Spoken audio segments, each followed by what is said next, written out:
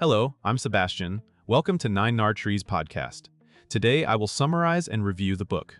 The Road to Ruin by James Rickards is a warning-driven exploration of how the modern financial system, as designed and managed by powerful institutions, is vulnerable to a major breakdown.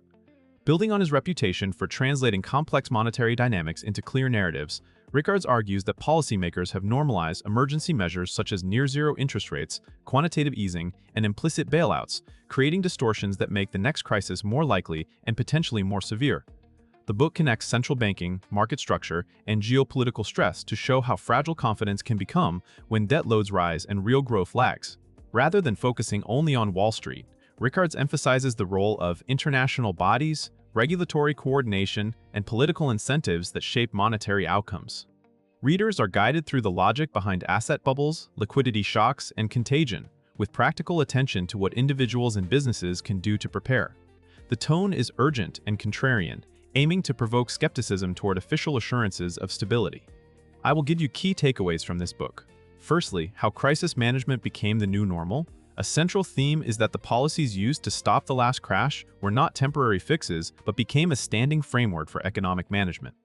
Rickards highlights how ultra-low interest rates and large-scale central bank balance sheet expansion can calm markets in the short run while quietly changing investor behavior over the long run. When money is cheap and volatility is suppressed, leverage becomes more attractive, risk premiums shrink, and asset prices can rise beyond what underlying productivity justifies. The book frames this as a shift from price discovery to policy-driven markets, where participants watch central bank signals as closely as corporate fundamentals. That creates a system that looks stable until it is not, because stability itself encourages greater risk-taking. Rickards also stresses the political convenience of these measures. They can postpone hard fiscal choices, soften recessionary pain, and support employment figures, all of which are appealing to elected leaders. Yet postponement can compound the eventual adjustment. The takeaway is not that intervention is always wrong, but that repeated interventions can build dependencies and make the next policy response less effective. Secondly, the hidden mechanics of the next financial shock. Rickards discusses how modern crises can ignite through plumbing problems rather than headline scandals. He emphasizes the importance of liquidity, collateral, and interbank confidence, arguing that markets can freeze even when many assets appear healthy on paper. In this view, the trigger may be a sudden loss of confidence in counterparties, a rapid repricing of risk, or a breakdown in short-term funding channels that corporations and banks rely on daily. The book also points to the speed of contagion in a globally connected system. Capital moves instantly, algorithms amplify momentum, and fear spreads across asset classes. Another element is the buildup of leverage in places that seem distant from traditional banking, including shadow banking activities and complex products that rely on continuous refinancing. When refinancing stalls, forced selling can cascade. Rickards connects these mechanisms to the limits of central bank tools, noting that liquidity injections may not solve solvency problems and that negative rates or further quantitative easing can have diminishing returns. The core insight is that the next shock may look different from 2008, yet still rhyme with it through leverage, opacity, and sudden liquidity evaporation. Thirdly, global elites, institutions, and the incentives behind policy.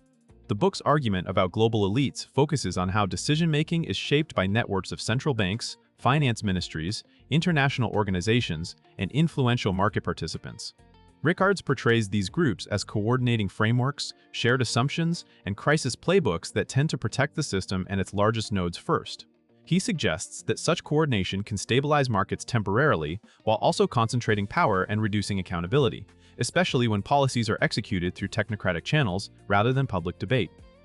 The book explores incentive mismatches. Policymakers often prioritize preventing immediate collapse, maintaining market confidence, and avoiding political blame, while the costs of interventions can be diffused across savers, wage earners, and future taxpayers. Rickards also stresses that elite consensus can create blind spots, such as over-reliance on models, underestimation of tail risks, and a tendency to treat debt expansion as manageable indefinitely.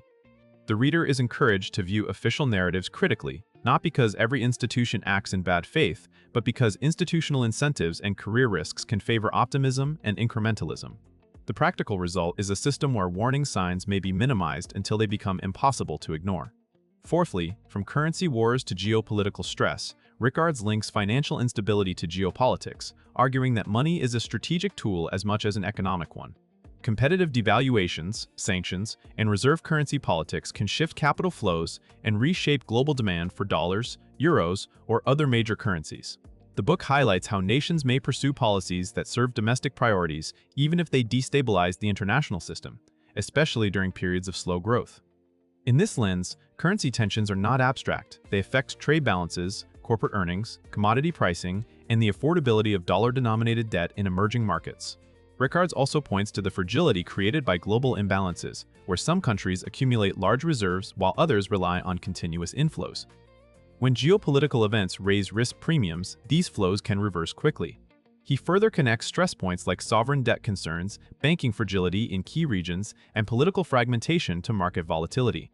The message is that crises often emerge when economic vulnerabilities meet political shocks, and the global system has fewer buffers when many countries are already using extraordinary monetary policies.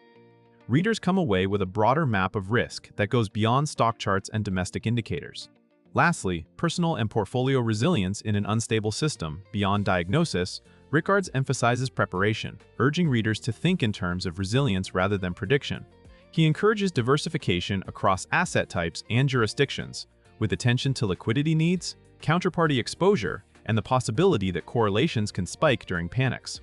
The book commonly associates resilience with holding assets that can perform when confidence in paper claims erodes, and with limiting reliance on continuous market access. He also addresses the importance of understanding how banks, brokers, and money market instruments function in stress scenarios, because operational disruptions can matter as much as price declines. Risk management is treated as a lifestyle choice as well as a portfolio choice, reducing debt, maintaining emergency reserves, and keeping flexibility in career and business plans can help weather volatility. Rickards frames these steps as rational responses to a system where policy responses may include capital controls, bail-ins, or other measures that change the rules during emergencies. The emphasis is on anticipating a range of outcomes, from inflationary responses to deflationary shocks, and building a plan that does not depend on a single macro forecast being correct. In conclusion, this book best suits readers who want a big-picture explanation of financial fragility, especially investors, business owners, policy-curious professionals, and anyone uneasy with constant central bank experimentation. It is also useful for readers who followed the last crisis but still wonder why the system seems perpetually one shock away from turbulence. The benefit is twofold. It sharpens your ability to interpret monetary policy as a driver of market behavior, and it encourages practical thinking about resilience, liquidity, and exposure to hidden leverage. Even if you disagree with Rickards' more suspicious framing of elite coordination, the book pushes you to examine incentives, institutional limits, and the non-obvious ways crises propagate. Compared to many finance books that focus narrowly on stocks, real estate, or retirement rules, this one aims at the architecture of the system, connecting central banks, global capital flows, and geopolitics into a single risk narrative. That breadth makes it worth buying if you want a cohesive framework rather than scattered tips. It offers a structured way to question official reassurance, stress test assumptions, and build a more durable plan for an uncertain decade. If you would like to support James Rickards, you can buy the book through the Amazon link I've provided in the podcast description. After reading the book, please let me know what you think and share your thoughts. See you around.